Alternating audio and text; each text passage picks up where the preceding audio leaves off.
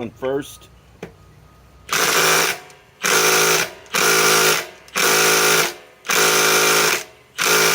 Let's drive it.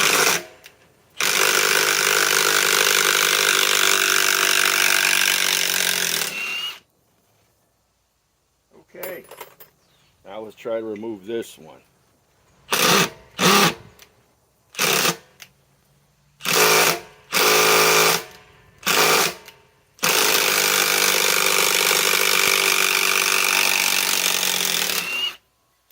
That's almost stripped. Not a bad setup. I love this forged battery. I love this 3/8, Milwaukee compact impact wrench, because I can fit these adapters, you see? You see these adapters for running